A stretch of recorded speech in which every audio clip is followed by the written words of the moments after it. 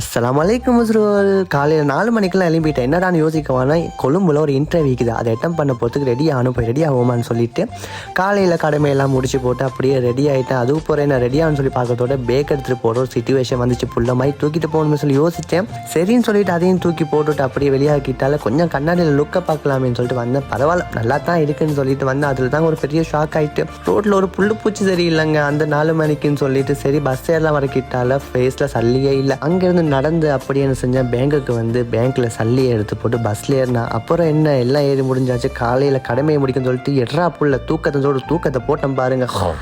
பார்க்க 4 நிமிஷத்தில் வந்து ரீச் ஆன மாதிரி இருக்குமே. 4 மணித்தேலம் போச்சுங்க. என்ன செஞ்சேன், அப்படியே வந்து அந்த வியூவெல்லாம் கொஞ்சம் பார்த்துட்டு அப்படி இன்டர்வியூக்கு போய்ட்டு இன்டர்வியூ முடிச்சுட்டு வன்கோல் ஃபிஷை சுற்றி பார்ப்போம்னு சொல்லி பீச்சுக்கெலாம் வந்தேன்.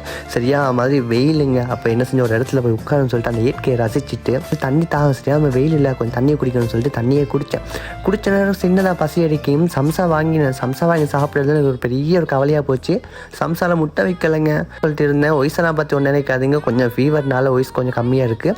அப்படியே என்ன செஞ்சேன், வன்கோல் ஃபிஷ்குள்ளே போகணும்னு சொல்லிட்டு வந்தேன். வார வழியில் கெம்மௌண்ட் பண்ணிட்டு வர எல்லாரும் என்னையே பார்த்தாங்க. சரி பரவாயில்லன்னு சொல்லி பார்க்கண்டு வந்துட்டேன். அப்படியே உள்ளுக்கு போகலாலும் கொஞ்சம் செக்கிங் பண்ணாங்க. என்ன அன்றைக்கி கொஞ்சம் விசேஷமான்னு சொல்லிட்டு உள்ளுக்கு வந்து பார்த்தா எல்லாருமே கப்பல்ஸாக இருந்தாங்க. என்னடா பண்ணுறேன்னு சொல்லிவிட்டு ஒரு ஓரத்தில் போய் உட்காருன்னு சொல்லிட்டு வந்தேன்.